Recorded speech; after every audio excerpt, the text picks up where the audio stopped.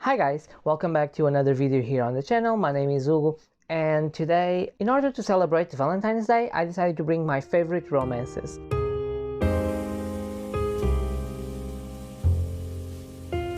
Of all time, because for a reader there is no such thing as all time for a book. But this is basically the books that I remember loving and where the romance is the focus of the story, and I hope you guys enjoy it. The first book, or the first trilogy I want to talk about, is by Nora Roberts, and it's the Dream Trilogy. Daring the Dream, Holding the Dream, and Finding the Dream. This was my first contact into the romance genre, and I was afraid I was very focused on sexual relationships, and it's not. In this trilogy we followed three women, one in each book, which are very different, but they are family. We have Margot, which I think is an actress, Kate, who is a lawyer, and Laura, that I know that is in home taking care of the children. And in each book we'll find it's their stories and their struggles to find love and to find themselves. Kate has to deal with the past of her father being taken into a crime that she's now being accused of. Laura has to deal with her husband cheating on her and then she's leaving. Margot, it's her career. There is a lot of topics, and the story basically is them falling in love and try to find the true love. And there's also a part of a legend about, I don't know if there is the house where they live or the place. There is like some important coins they have and they will discover. I thought it was very romantic, and it's Nora Roberts, it's the queen of romances. For me, it was my first introduction to the romance genre, and I was afraid to, because I thought it was very heavily just focused on sex, but it wasn't. It was much more about the relationships and how they connect and how they grew as they fall in love. And I think it's still in my heart and I still remember the stories. The next book I want to talk about is P.S. I Love You by Cecilia Ahern. I haven't read the second book that came out last year. In this first book we follow Holly as she lost her husband to a cancer or something, but he left messages to be delivered over a year so she can start her process of healing. It was such a heartbreaking story, but also so beautiful to see. Even in death, her husband cares so much about her that he wants her to live her life and to be happy. I totally loved it. It's one of my favorite stories in terms of romance, because it's truly what love means. You have to help the other letting go and continue with their life. So it's definitely one of my best romances of all time. The next author, and I have two books from him, is Nicholas Sparks, and is The Notebook and The Guardian. The Notebook, we all know the story. Rich girl, poor guy, a movie with Ryan Reynolds and Rachel McAdams, and chef kiss. The Guardian is, I think it's not so well known, and it's one of my favorites from Nicholas Sparks. I haven't read a lot. I give up because they're all the same, but The Guardian is different. So in The Guardian we have this woman named Julie, and when her husband died he left her with a dog, Singer, and I promised I will be always watching her. And during the book, we'll see her process of grieving and finding a new love. And she finds it in two men that are very different. We have Richard, who is sophisticated and very handsome. He's an engineer and treats her very well like a queen. Or the husband's best friend, who also starts falling in love. The thing about this romance is not very typical, because it follows an obsession and it follows a stalker and an obsessive relationship, which was very interesting and very captivating for the genre. And in the end, I'm not even over it, because I was not expecting that to happen. The next two books I want to talk about are from non-English authors or Portuguese, and is The Readers of Broken Wheel, recommended by Catarina Bivalda, a Swedish author, and An Astrological Guide for Broken Hearts by Silvia Zucca, an Italian author. An Astrological Guide for Broken Hearts follows Alice as she's a little bit over 30 and she doesn't find love, although she wants. And she works, I think, on a television station and something. And after she met a very handsome guy in her workstation, she finds an actor named Titu, and he's also an astrologic expert.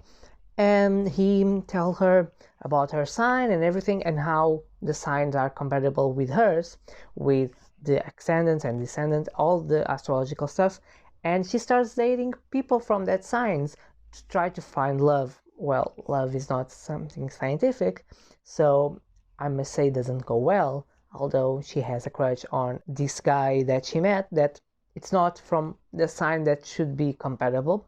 But I found it so refreshing and followed all the astrology and how the things in the end was placed. I loved it. And I love in the beginning she completely wet and she has to dress up in the station and she's like, do I pick a skirt like Britney Spears or a tweed skirt like very yellow and a lot of feathers? And she was like, yeah, I go by Britney. It's always the right choice. Go by Britney. The second book, The Readers of Broken Wheel, recommended, is about a woman who is also near the 30s, and she's a very quiet and very homey person, but their parents are very focused on her start dating, but she doesn't want. She works in a bookshop because it's what she wants. She likes very much to read, and she's been a pen pal for this woman in the United States, and that woman invited her to come and stay a little time with her, meet the people that from Broken Wheel, and spend time with them because they have similar tastes and they discuss a lot of books. So when the Swedish girl named Sara goes to Broken Wheel, she discovers that her friend had recently died and she doesn't have anyone there. But the community asked her to stay because it was what the friend would wanted, and she started to see that the town doesn't have a bookshop, so she makes an effort to build a bookshop and to try to give books to people so they can gain the ability to read and to find and to fall in love with the books that they didn't have. And I found it so refreshing, and it was so good to see going from Europe to the States. And it's a small town, so very not urban, a lot of cows and pigs. It's very funny. I totally recommend it. It's very light and it's heartwarming, all these books. My next recommendations and my next favorite books are male romances, and are What If It's Us by Becky Albertella and Adam Silvera, Red, White and Royal Blue by Cassie McQuincy, and Heartstopper by Alice Oseman. I cannot say how much I love these books. Red, White and Royal Blue was the first that I've read and entered my best of the year. I think shows a more adult side of a male relationship, more starting with the sexual and then go for the feelings. And it's the whole setting of being the son of the president of the United States with the Prince of England. It's very funny, all the situations of all they have to overcome. The representation is excellent. How they discover themselves, it's amazingly. It's very good. What If It's Us? It goes for more the YA genre and for a younger audience, and shows what a beautiful summer could be when you find love. And it's a love that it's condemned from the beginning, but it's also sweet to see them fall in love, and to one regaining for a broken heart, one falling in love for the first time and trying to express themselves. There were some things that I didn't like, but let's not talk about that. But overall, it was a very good experience and I really loved it. But I think the crown will go for Heartstopper. I binge Heartstopper on Alice Oseman webtoon. I could not stop reading till I reached the end.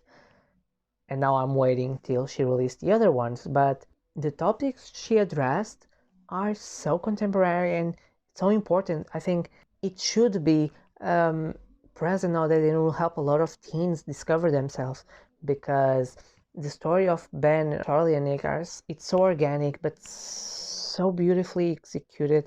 All the insecurities they both have, all the problems that will come next, I cannot say how much, but all that representation of traumas, problems, it's so relevant. And it was the book that most touched me. I was like reading and I'm sending like almost minute to minute situations that I passed with my boyfriend to him. I was like, "Yo, do you remember this?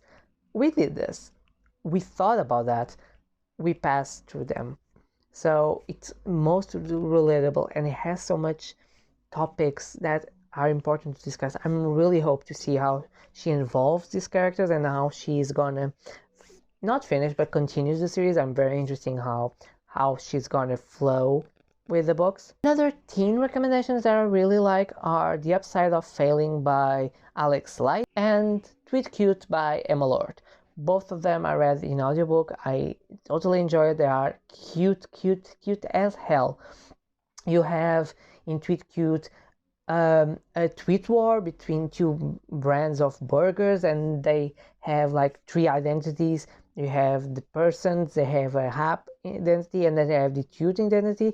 So it's not a hate to love romance, but it's definitely a mysterious love. And the way they work it out, the characters are so good, and it's so appealing, and it's so refreshing that I really enjoy it. In the upside of failing, we have a fake dating, which is one of my favorite tropes in romances, are enemies to lovers and fake dating. Fake dating, I think it works so well. We have Becca, who doesn't believe totally in love. She only believes in love in the books that she reads that are heavily romance books. And then we have Brand, who wants to be everything his father wants him to be, even though he doesn't want it, but he wants to prove himself to his father because of the things he did for him. And when Becca starts to have problems in a class because of an ex-friend that she has, Brand comes to rescue her and says, oh no, I'm her boyfriend. So they start to plan this fake dating, and the way that the author did the being a fake dating and start real dating was so well done, because it shows that it wasn't, and that's what I really enjoyed. It wasn't like that cliche moment that, oh, I look at her and I was in love. No, we see a construction. We see a build-up of a friendship first, sharing things that they never share to anyone.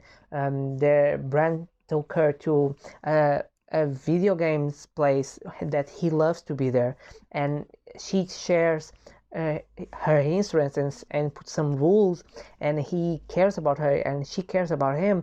It was organic. It wasn't just something that appeared from the air. It was something that you can see it was built to be that way, and it could totally happen in real life, and that's why I love it. I like it so much. And the last two books I have for you are my favorites, are two geeky romances, which I think it's not a common trope, but I think it should. It's so entertaining for me, and are The Abundance of Catherines by John Green, and the other one is The Rosie Project by Graeme Simpson. I'm sorry if I don't say the name correctly.